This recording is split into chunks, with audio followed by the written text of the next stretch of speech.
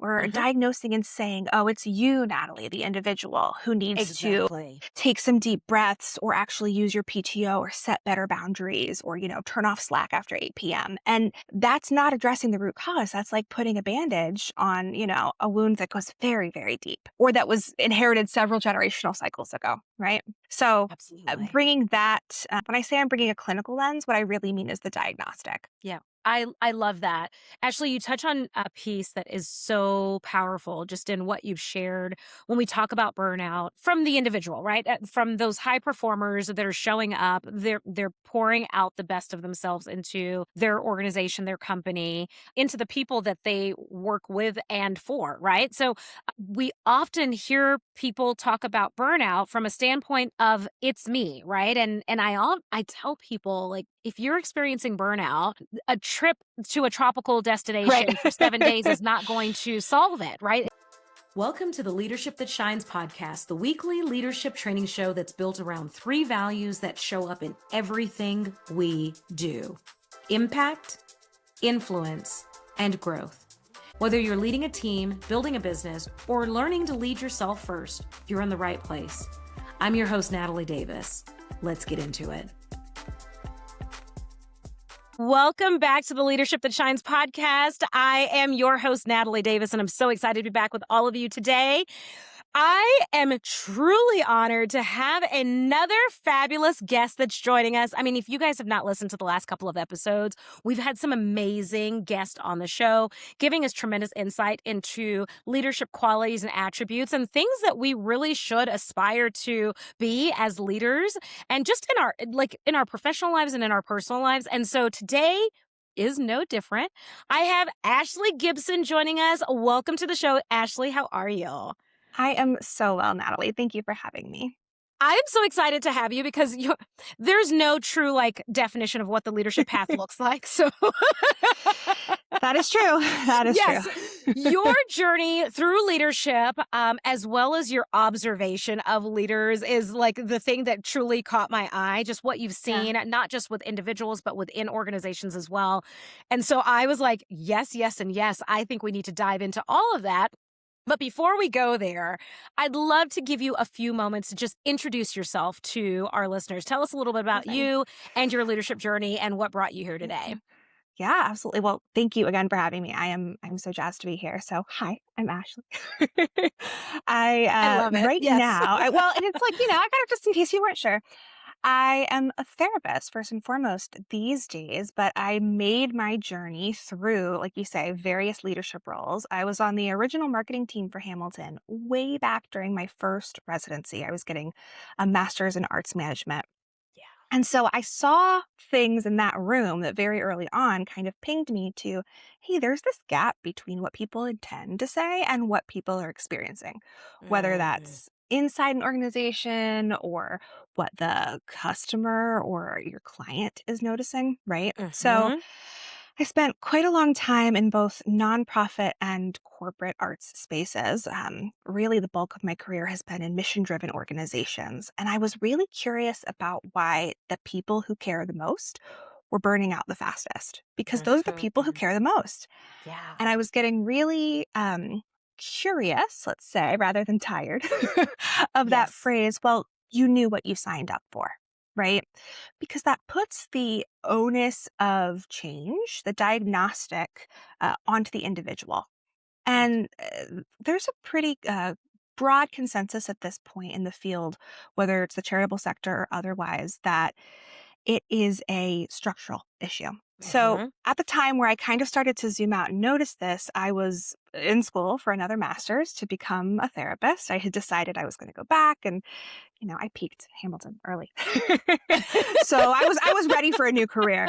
Um, but That is impressive, by the way, but okay. Yes. thanks. Well, and it's we could talk more about it for sure, but Yes. it was a big career pivot, and it was confusing to Mhm. the people around me, but it didn't confuse me at all. It made perfect sense because to me it was the natural evolution of this curiosity and what does motivate people to change, right? Right. How are our nervous system's holding on to trauma, whether that's from the system or one-on-one interactions. So for me, it was this natural next step and such a beautiful dovetail of all of my interests. And over the past few years, I've become a therapist. I, for a while, juggled both jobs. I was my executive role during the day and then different conversation because I also have a toddler. Yes. But all of Doing it that to all say, that we all are very familiar with. You were yeah, still able to yeah. do it all. Yes. You said video, and I was like, "I'm so tired, don't look." Oh, that's you look amazing. And You're so sweet. well, I Ashley, here's the thing that That's being a human, right? it's being a human. Yeah, Exactly. yeah. Exactly. So, we're all just juggling a lot, and it's the intersectionality of everything we're bringing to the table, Yes. right? So, these days, I see therapy clients, but more than that, I've got this beautiful framework that I'm working on structural burnout, right? Helping organizations understand that we need to be diagnosing these challenges at the proper level because burnout is not a failure of individual resilience. Mhm. Mhm. Yeah. I love this, and that Yeah, one of the things that definitely piqued my interest was yeah, your work with Hamilton, and so like thinking about the production yeah. itself and the business side of a production, right? Because we all think about the creatives, right? Yeah, We have the creatives that are yeah. involved, but there's still the business aspect that's running, and Mhm. the experience that you're creating for the consumer, right? So Yes, there's this absolutely. this balance that you're looking at, and what you touch on is that people were showing up as the best version of themselves and the best quality or not the quality, but the individuals that continued to pour the most of themselves Mhm. into their profession were the ones that you were witnessing burning out over and over and over again. Is that Yeah. correct? It is, and I will say, Yeah. the burnout lesson is not one I saw like you say, everybody was working at their top level at the public, Hmm. right? And I was there for a graduate residency. I was there for a little over a year. So I don't know what the Hamilton team looks like now. It's been 12 Right. years at this point, right? Right. But what I learned about that gap between we say one thing and we mean another, right? The really Hmm. cool thing about working at that theater, it's the largest nonprofit theater in the country. It is largest in New York City. They run free Shakespeare in the Park. I mean, they are an institution. Is they're Right. founded on this idea of the artist drives the messaging. So as a marketer, it was a little confusing, right? Because generally, like we would go in and have a sense of here's how we're going to position your show because this is how it's going to sell the best. Yeah. And we actually, like, as leaders, took our directives from the art and the mission itself, which was very cool. So, like, Lin Mm, Manuel was in our first marketing meetings. We were still talking about how do we even package this thing. I just wrote on my Substack about we got these production photos back that just did not sell the show the way we wanted to. It was what we'd asked for, but it was mhm, these like this the stoic portrait photography mm, and it didn't match the show you were gonna end up seeing. If you bought a ticket to that show, you were going to walk in expecting something different, and even if the show was incredible, you were gonna walk out disappointed right. because it wasn't the show we sold you. So, Mm. it was a real, laboratory for me to learn about how to nuance that gap, right, between intent and impact. I love that. Yeah, Intent and impact, like, that is yeah. huge. I mean, just even from the marketing standpoint, I don't have a marketing background, but from the marketing standpoint, like you say, if you're delivering a promise to the Mhm. audience, and those that are ticket holders that are coming to Yeah, the production, and it's not a match, like, that goes along with what you just mentioned, yeah, like, what we say we're doing and then what we actually do, the delivery, the yeah. execution are not consistent. Um, that runs parallel when we're looking at corporate environments as well. Yes, it runs parallel internally. It runs Yes. parallel when I'm sitting across the table from an individual therapy client, right? Everyone Yes. can feel in their nervous systems what it is like to have been promised one thing and have received another. Or Yeah. conversely, to be the one who's kind of perpetuating that system or that interaction. It doesn't feel great. Right. It feels inauthentic. Yeah. Absolutely. Absolutely. So you're in the season that you're juggling everything, Yeah. Ashley. You're doing it all, but you know that you want to veer off into your own practice and focusing Yeah. into the practice of therapy. Correct? Yeah. Like this is Yes. okay. Yeah. Talk to us a little bit about that, like that transition and what you envisioned that to look like. What was your purpose and Mm, focus and mission at that point in time, realizing that you yeah. had graduated from and outgrown the past experience? Um, well, I mean, like the primary mission, of course, being like put food on the table for my child, right? But more to that point of I wanted to give myself runway. It wasn't just about, is this a viable thing I can do? It was about what do I even want to do? Right. When I have this beautiful intersection of skills, and I always kind of joke that, like, not a joke, it is the reality of it. It's a privilege to be able to move from a career you love Uh-huh. that, was in many ways my dream career. It was mission oriented to a career you love even more Yeah. because you're trying to give yourself the opportunity to figure out exactly what it is that you can offer with your unique intersection of skills.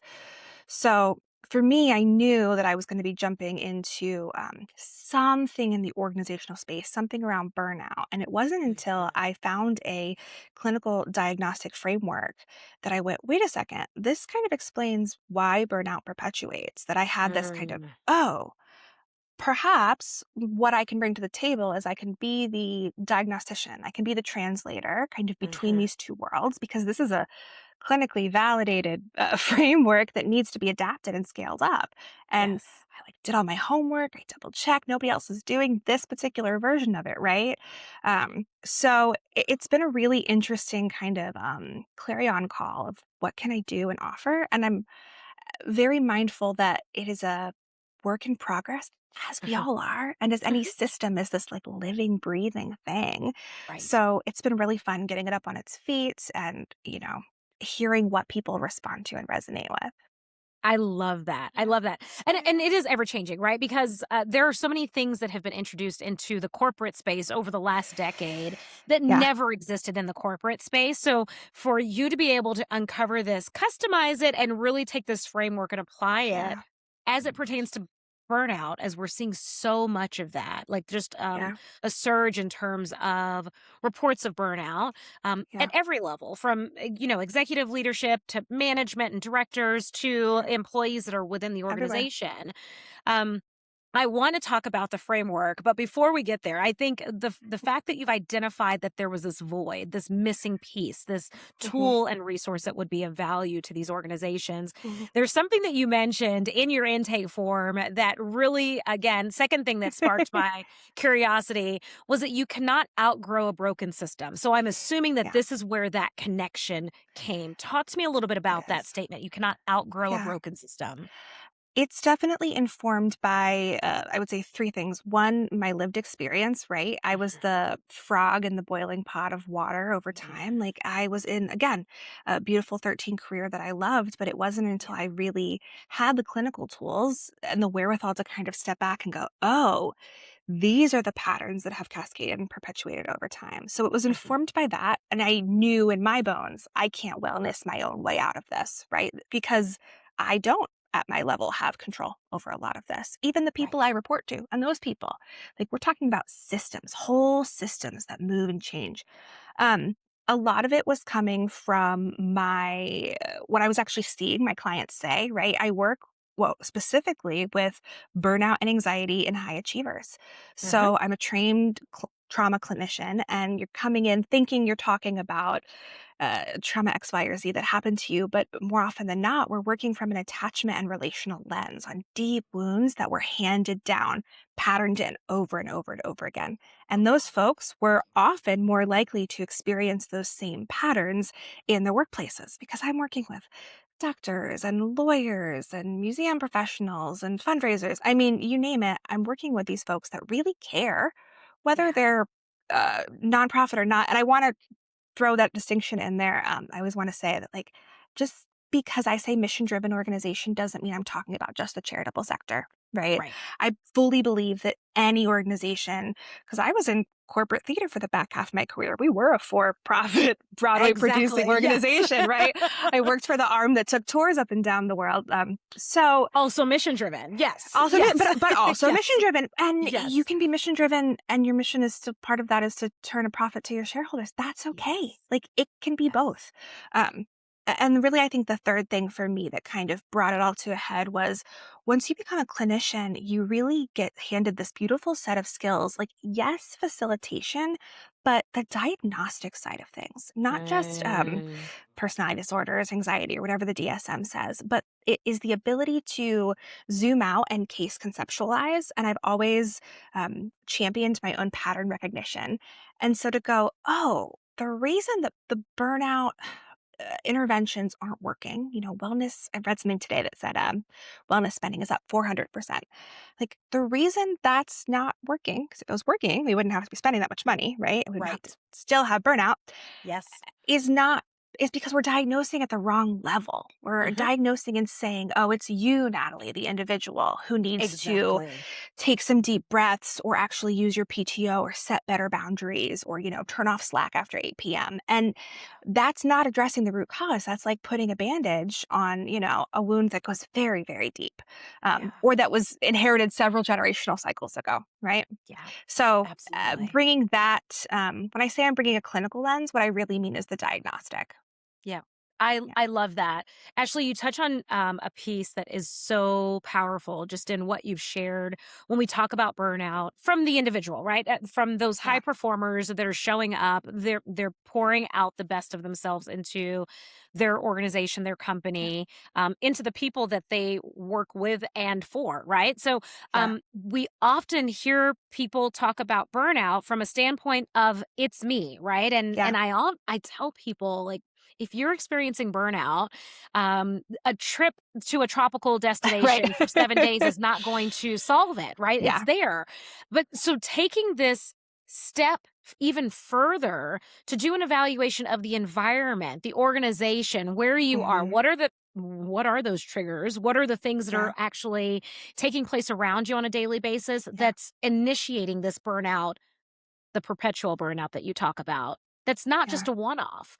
And so Right. I think that gives leaders of organizations and Yeah. individuals that are in leadership capacity to do an evaluation and an assessment of Yeah. the organization itself. Yes, it is pattern level assessment, and Yes. it might sound kind of broad, but really, like it's actually not as challenging as you might think. You actually know these patterns, kind of whether or not you know that you recognize them. So I'll give you an Mhm. example. I have this. It's like a free 10-question thing on my website that talks about, is your organization experiencing structural burnout? And, 3 out of your 4 options are like, yes, or you're getting close. And one is like, no, actually, you're doing okay. I will say it's kind of hard to score that one because at least 1 or 2 of these things are often present for people. But you start Right. asking yourself these pattern level questions of like, what do we say we reward and what do we Mhm. actually reward day to day? So it's not just the fact that, one time Susan didn't get a raise. It's if I were to zoom out as a leader and I were to look at the pattern of who was promoted over time or how we were compensated or how we talked about that or communicated that structure, what would the pattern tell me? Does it Mhm. match what we say we reward and value? We Yeah. say we reward transparency and boundaries, but actually we're rewarding speed and silence and being always on, right? So when you start to think at a pattern Mm. level, and you can come in from all kinds of different angles, right? There are unwritten rules. If you were to go Right. around your team culture, what are the unwritten rules? What are the things that nobody's saying out loud, but everybody knows? That's where your real culture is living, and that's where the structural burnout starts to cascade. Yeah. Absolutely. Talk And to there's us a more little bit questions, about but that connection to culture, Ashley, because there's no yeah, way that you can have the perpetual burnout within an organization and it not impact the culture or vice versa. Is it vice versa? yeah, I'm going to pose that question to you. What yeah. does that look like? Yeah, and I wanna point out to your earlier point of, like, going on vacation's not gonna fix it, right? No. My, I'm really careful about not suggesting that, like, this is just an opt-out for individuals to take care of themselves, because you can and you should. Like, I'm a therapist. I want you to take care of yourself. I want you Exactly. to do your own, symptom management, but Yes. when I hand you this diagnostic tool, whether you're up here in the hierarchy or down here, it is giving you the opportunity to go, "Oh, it's bigger than me. It's not me. Where can I affect change?" So, to your point about culture, I think it's both because think about just the way the nervous system responds to another nervous system, right? Hmm. If I come into you and I start talking like this and I start to kind of move my hands a lot and I talk really fast, you're Yes. going to feel it in your nervous system. Your listeners are going to feel it. if I were to slow, if I were to pitch down my voice, Mhm. again, like this, it doesn't have to be about the tone with which we're speaking. It is simply about the way that two nervous systems work together. And if we're Mhm. talking about culture in the sense of your organizational system is a relational system, whether it's person Yeah. to system to system. I have a whole diatribe I could go down about how the sector kind of influences.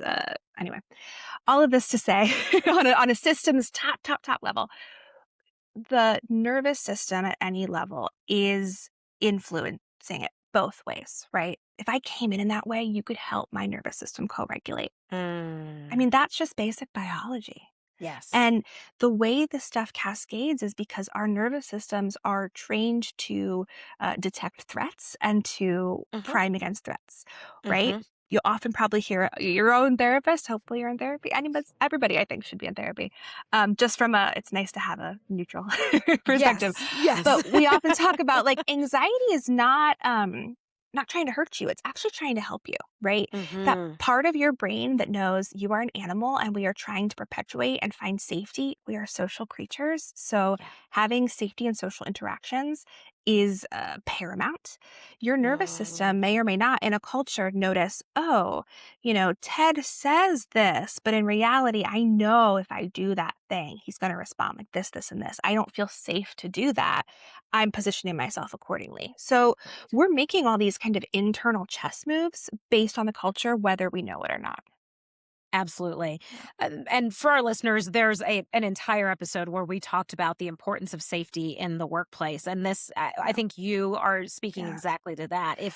If you know that there's Yeah. a version of you that's going to show up and disrupt the status quo, then that version of Yeah. you is not going to show up. And so, what is Yeah. that doing for you, not just Yeah. in that moment, but for an ongoing basis? Yeah. And then what is the narrative that you've now created about that space and the environment and your safety in that environment Yeah. or with that other individual? I think you hit on it with the narrative, right? So my Yeah. framework takes there's this beautiful clinical framework, structural analysis of social behavior, and I've ramped it up for organizations.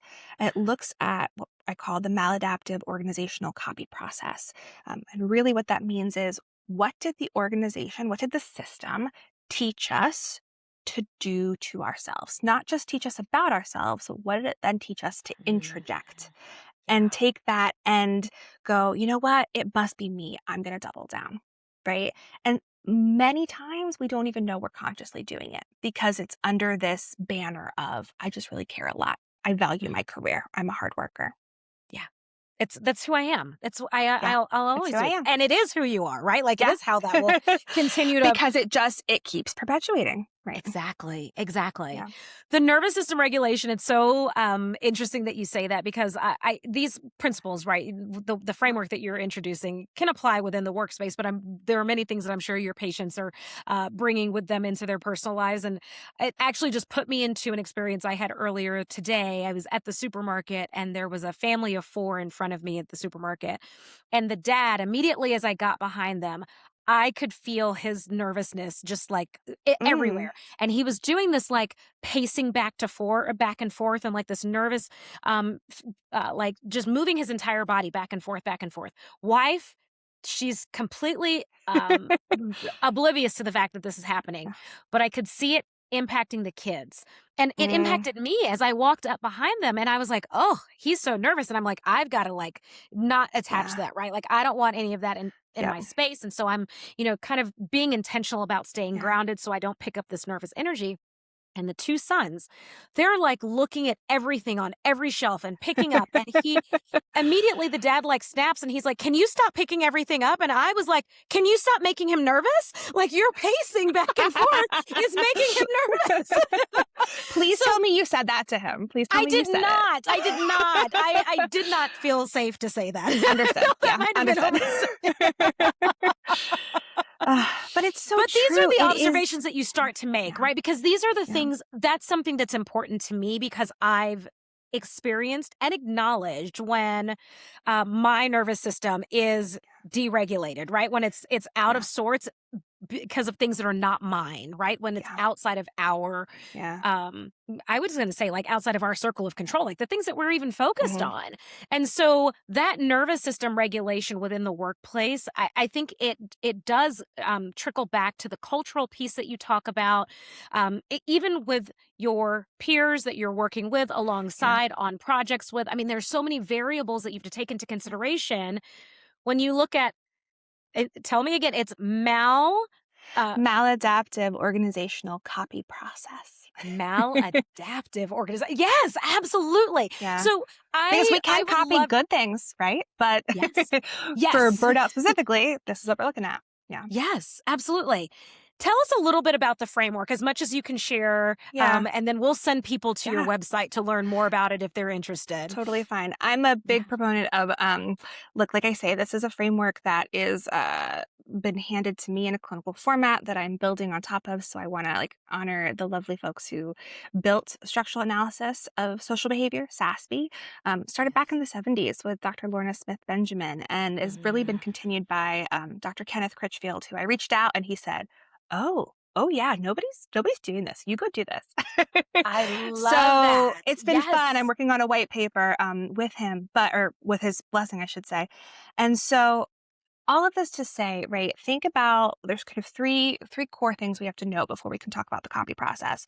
First is that there's these kind of two axes, and one is about affiliation and one is about interdependence. So affiliation, really we're talking about two primates walk into a room. Is this interaction hostile or friendly? Right? Your nervous system Okay. kind of knows immediately. Yep. And we have to figure it out before we can make any moves, whether we're working together or negotiating for something, what have you. So, Uh-huh. affiliation. And then the other question we have to ask is, are we together or apart? Right? And that's where the interdependence comes together. Are we on the same team or not? Now, the tricky thing with all of this, and you can start to see where I'm going here, is that one thing often masquerades as another. So Uh-huh. you could end up into this place where it is friendly, not hostile, friendly sounding, but there's this element of control. You're more enmeshed than not. And you end up in what I like to call the we're all a family here trap, right? Mm. Because Mhm. families healthy families probably aren't treating each other with the level of control that comes with a more enmeshed culture. So those are kind of the two axes. And then the third concept you want to zoom out and think about is focus. We can also call this the surface. And so is it transitive, I do unto you, right? Is it intransitive, you do back in response to me? Uh-huh. Or introject, I do to myself based on what was patterned for me. And the introject is where the copy paste happens. Yeah. So I have a case study I'm working on for my white paper, specifically looks at like, okay, we have this person and they don't have the raise, they get handed the work while somebody's on leave. What could happen? Two different versions of introject. One, they introject it as, you know what? I really care about the mission if I just try harder. And so what do? They skip lunch, they grind harder, they work late nights. Even though it's been proven to them the system doesn't maybe support them, they've taken that messaging and they've internalized it as self control, as self blame, right? Right. They didn't just learn, they copied and replicated. Uh-huh. The other option, of course, would be seeing the masks for what they are, seeing, just because this seems like a friendly interaction, actually, no, like this is a hostile interaction. Or Yeah. we say that we are together, but we're actually quite apart.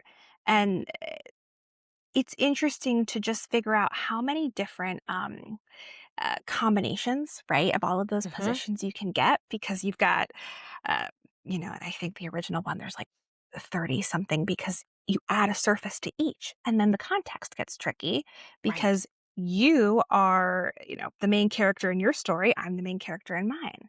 And when we're looking at this at an organizational level, we have to think about the system as a main character, right? It's not Right. necessarily your boss who said, I need you to work late tonight who's the problem. It's the system that taught your boss that that's the only way.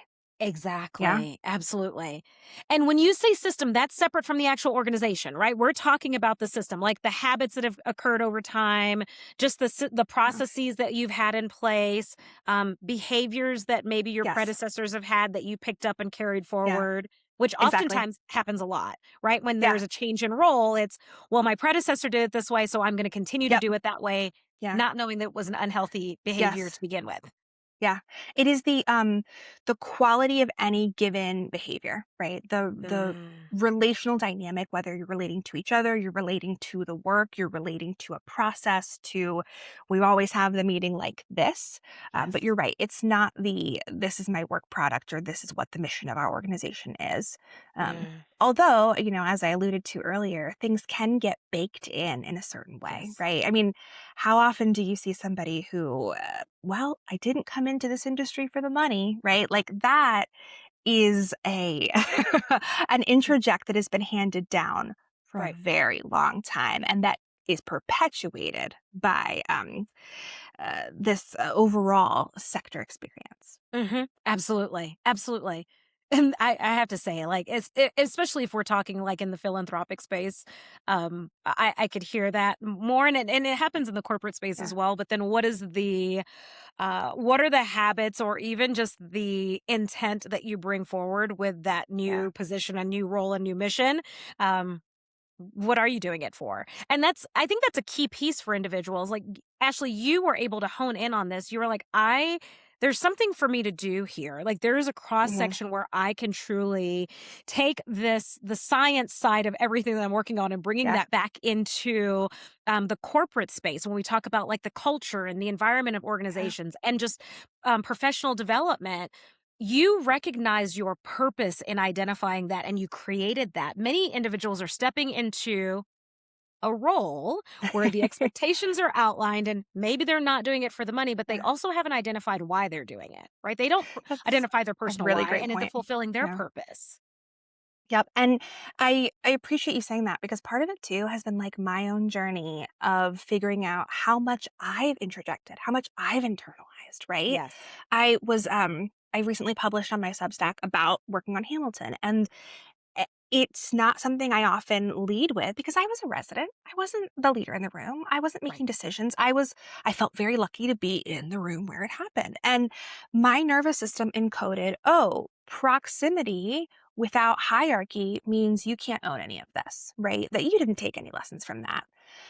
So to think about how that got handed down to me, because I spent several days like really like, I'm gonna hit like publish on my Substack article, and this is like making me nervous Yes. Yes. to really think about the why behind it from a clinical lens, right? And Yes. it's like that for me, kind of at every level as I've been winnowing down where to come from. I got stuck for a really long time in is it just enough to diagnose, hey, this is a problem? Because we Yeah. all know, I think at this point, at least the literature agrees that burnout is structural, the burnout is systemic, the burnout is Uh-huh. not individual. Now, again, there's plenty of research. I mean, Maslow herself like will talk about how individual symptom mitigation can be a helpful tool and can be the answer for some people's, but again, that's individual. Right. Um, my point being here that like as I was developing this framework and really thinking about it and getting excited, is this is this a straw man argument if all I'm doing is just holding up to folks like, "Hey, you know you have a problem, right? And the problem's up here? Okay, cool, bye." Have a great And I day. have a great time because here's the reality of it. I am not your interventionist, right? I am not an Right. organizational strategist in that way. I didn't study, those particular interventions. I studied clinical interventions. Yes. My unique value proposition here is that I'm able to help you accurately diagnose where you need to intervene in the first place, because that's Mm, what we're getting wrong right now. And then yeah. I would love to work with folks and help folks, uh, you know, work with so and so, right?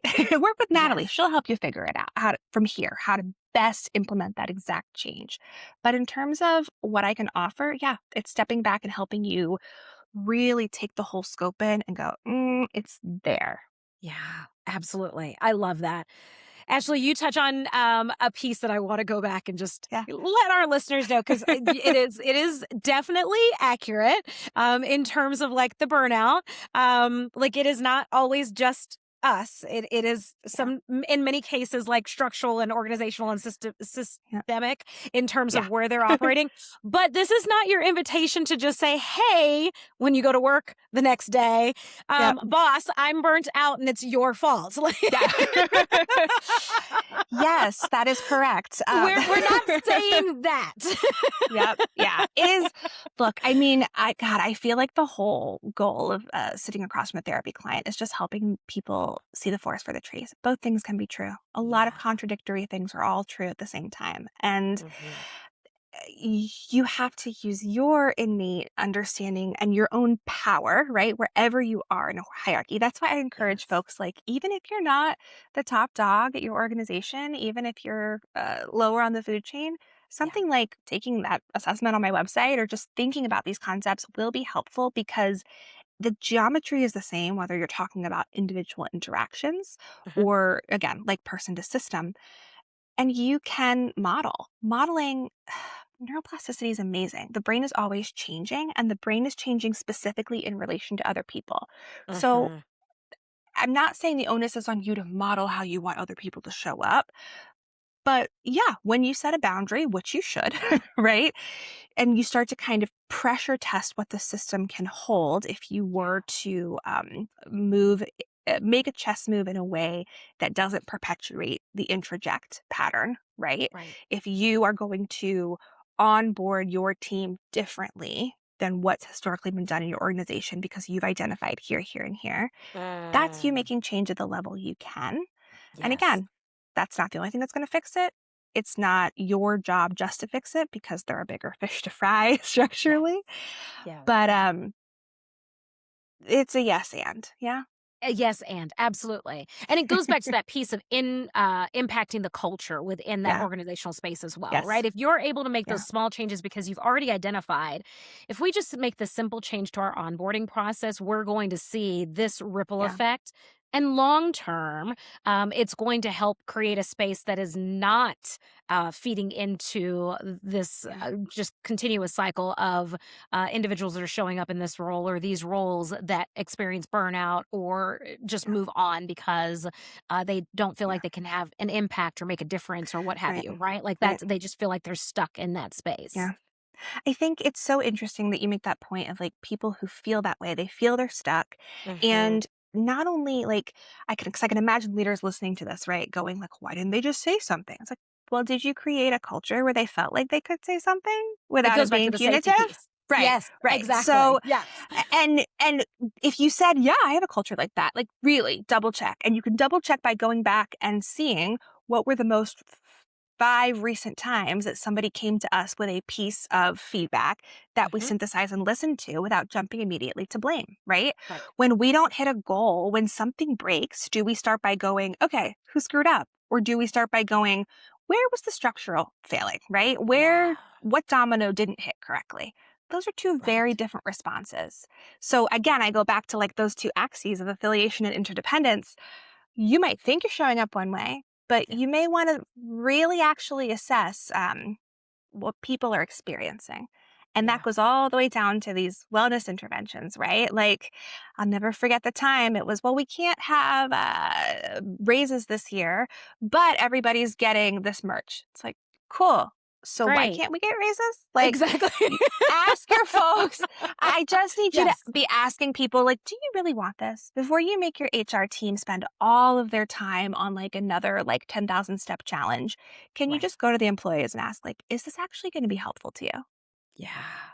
I love that. I think that's such a huge piece. I've had some newsletters that have gone out that actually touch on the leader, like putting themselves in a position where they can actually get that candid feedback. Yeah. And Hmm. I think the piece that a lot of leaders often forget about is that we're oftentimes focused on next goal, next objective, Right. deadlines, right? We have Mhm. benchmarks that we have to meet, and that's Yeah. understandable. We're not talking about those things going away, but usually in those seasons and segments of the year, we're typically like high pressure. And Yeah. how are you showing up as a leader in those high pressure, high stakes situations? Yeah. Because you may say when things are calm and in between tasks or projects, my door is always open. Come in if you have something to say to me. Yeah. But 98% of the year, you're focused on next goal, next objective, next project, and you are high strung. You might as well close the door because no one's Yeah. coming in to talk to you when you are showing up as that version of yourself. Yeah. And it's a hard truth to recognize. I do a Yeah. lot of space independent, a lot of work in my space independently, Yeah. and I even recognize when I have back-to-back deadlines, the Mm. version of me that shows up is completely different than the Yep. version of me that has time to put up new wallpaper. Right? Like Yeah. those are two different people. Yes. Yeah. Absolutely. I was just speaking to a fellow clinician about this, right? Like I tend to book, I want to just get all my sessions out of the way and see my 5 or 6 or 7 therapy clients for the day. Boom, boom, boom, right in a row. Wow. And I've had to really create space for myself to reset between each one because in the therapeutic space, you can't carry over the client's ish from one session into Yes. another, right? I have Exactly. to re regulate my own nervous system in between. And it's Yes. also an opportunity to do that kind of like internal recalibration too around like, oh, I noticed I talked a lot in that session. Like Yes. perhaps I can practice in this next session talking less, right? Like just noticing how I'm showing up on any given day is a Mhm. huge piece of it. And I think the same goes in the corporate space because I was one of those leaders, right? Like we used to joke, we're a volume business. Next show, next show. Show opens and you're already thinking about the next one that's going to open before the Exactly. other one's even closed. And we Exactly. say that we are looking back and reflecting on what worked and what didn't. But, just because we say it doesn't mean we do it, first of all. And then Yeah. sometimes we do it and we still don't synthesize it because, like, "Oh, well, yeah, we learned this, that, and the other, but we don't have time to actually figure out how to fix the problem." Yeah. Like, Yeah. eh, I I realize that I'm very mindful to the fact that this all gets really lofty, right? We think a lot about, Mhm. like, where is the ROI on doing any of this kind of systemic work? And I would really encourage leaders to think about the long-term impacts of if you're constantly kind of punting the ball on, "We'll get to that eventually," it's going to build up. Eventually, the dam is gonna break, right? Yes. Yes, absolutely. That is the day that will come, Yeah. right? That's not Yeah. a someday. That is an eventually, and eventually it Yeah. will. It will Yeah. break 100%. Yeah. And it will burn out your best people. And that that's a full Yeah. circle, Ashley. So that brings us back to exactly where we started, where you Yeah. saw the best individuals Yeah. continuing to show up as the best version of themselves and over again experiencing burnout. For those individuals, do you have words of advice or tips that you Oof. would provide to them today if they feel like they're Yeah. in that space? Mm. I think, the word that comes to mind is, first of all, trust, right? Because what those individuals want is for people to trust them. They Yes. want their expertise to be trusted because they're the Yeah. ones doing that managerial or lower level work all day, right? Mm-hmm. The reason you feel burnt out is because you know better than what the system has taught you. And so, my words of advice would be, can you notice for yourself when the introject is happening, right? Can you notice for yourself when you start to internalize, you know what? It's just if I could just catch up. If I just work a few more hours, if I had a better process or if I didn't say that thing in that meeting, right? When you Yeah. start to fall into the self blame pattern, and again, I want to hold like sometimes you are going to mess up and you have to own it. And like that's a different part of the conversation. But when you're Exactly. falling into that repeatedly, and you find yourself almost wanting to like make excuses for the organization or come back to that place like the party line of like, well, there's not enough budget for that or nothing ever changes. Like Right. you're perpetuating the cycle if you're stuck in this place of nothing's ever going to change. I'm not Right. saying you're the one who can change it or be the person to change it. But if you can notice, diagnose for yourself, that's what's happening and understand the zoom out of like, okay, it's the structure. It Right. helps me do this differentiation process internally of taking it from my right brain emotional hemisphere of, Mm-hmm. Mm-hmm. gosh, I'm so worked up, and into the left brain of like, you know what? This is not as much about me. It Yeah. gives you the tools you need to survive the day and Yes. to prioritize for yourself accordingly. Because my other piece of advice would be like, manage your own expectations. and don't let a system Mm. take advantage of you, right? Figure Mm. out, look, we all have to work. We wouldn't, I always joke about that TikTok meme. I do not dream of labor. I'm teaching my 3-year-old to say Yes. it. When somebody asks her what she wants to be when she grows up, Yes. we're working because we have to. And we get really stuck in these systems where we feel like we have no other choice. Right. And I want to honor that and stay with that context. And you can make a choice about your internal positioning. Mhm. You still have agency, you still have locus of control over how you decide to relate to the thing. And there's a big Right. difference between relating to this will never change and da da da da da and I'm stuck here forever versus, you know what? This system is broken and I probably can't affect change. Here's what I can do to set my own internal boundary, and here's where I can affect change. Those sit Yeah. very differently in the nervous system. Exactly. It feels different. I think the person that shows up when they've given themselves that Yeah. time also Yeah. shows up differently. And Yeah. if you mentioned like the system is broken, it's never going to change. If you are listening and you find yourself showing up at work, and if you're an independent contractor, if it's you showing up for yourself, every statement that you make is a blanket negative statement. Like it's, Mhm. this is never going to change. I don't have the bandwidth.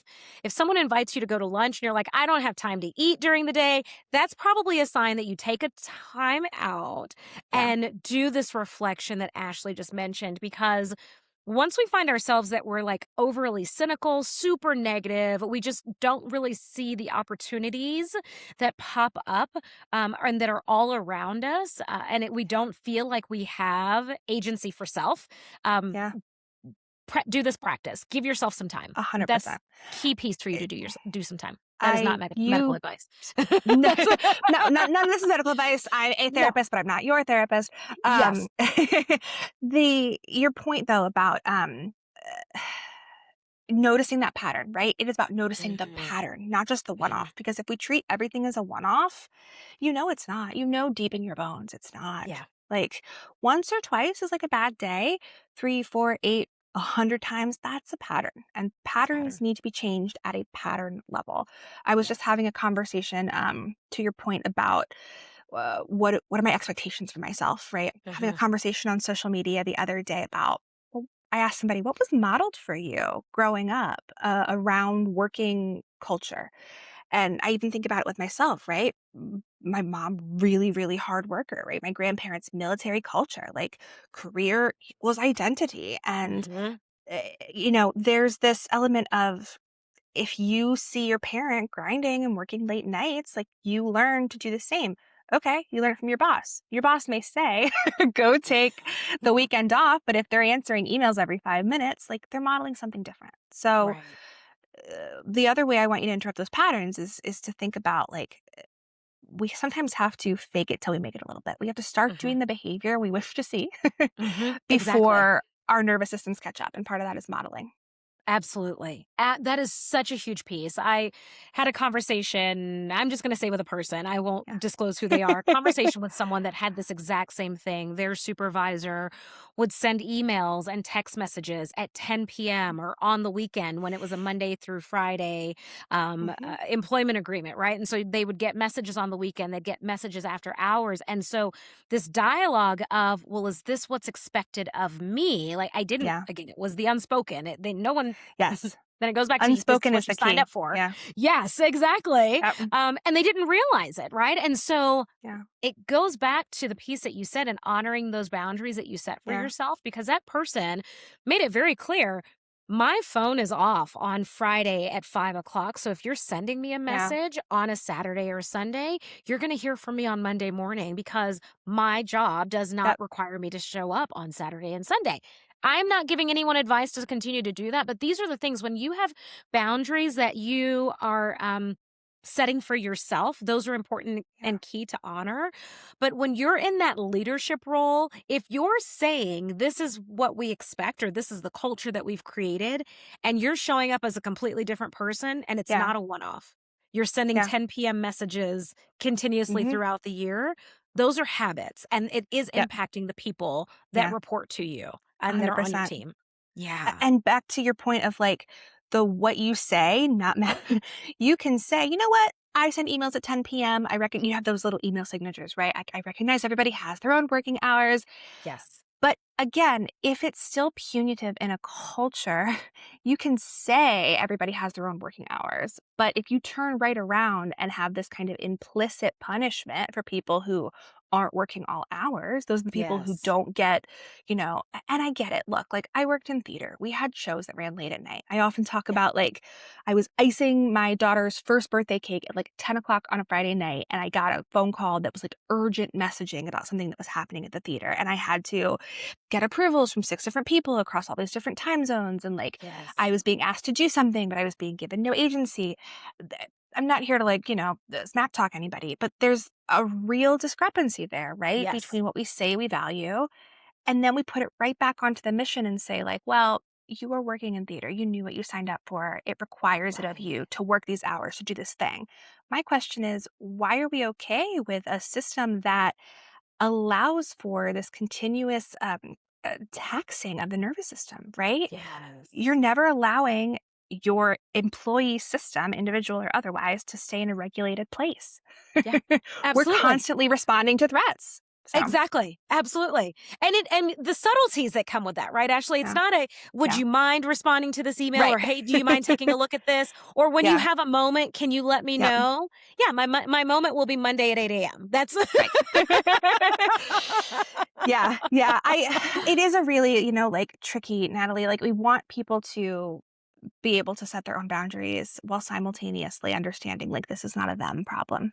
Yes. Right? Like, it goes Absolutely. deeper, and if you have any leverage or position of power in your organization to think about this kind of zoom out effect of, like, what are we perpetuating? What are we teaching Yes. people to do to themselves? Yes. What was taught unto me? How did I learn that? Start there. Yeah. Absolutely. Ashley, this has been tremendously insightful and helpful. So glad.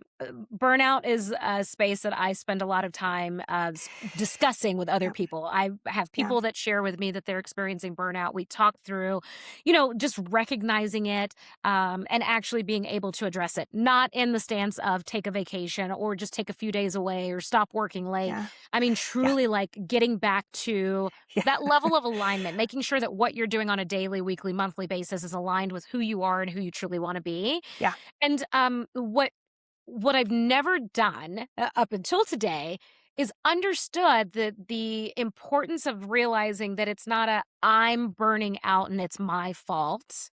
Right, Mhm. because we do I'll make that a nice statement. I Sure. do a lot of that, right? Like, "Oh, well, Yeah. I'm experiencing burnout, so it's my fault. I worked Mhm. too late, I said too many yeses when I should have said no." Yep. It's a me, not taking an opportunity to really like, scale back and look Yeah. at the bigger picture, like, what are the things that are happening around me that could also influence the burnout that I'm experiencing? And not to say that some of it's not my own, right? Because that goes Right. back to the agency again. Right. But that is huge and tremendously helpful. I hope that's helpful to our listeners. So thank you. Yeah. Thank you for investing your No. curiosity into creating this fabulous Yeah. framework that's going to help so many individuals, high I hope so. performers, and organizations. Thank you. It's been such a pleasure, and I'm so glad to hear it resonates.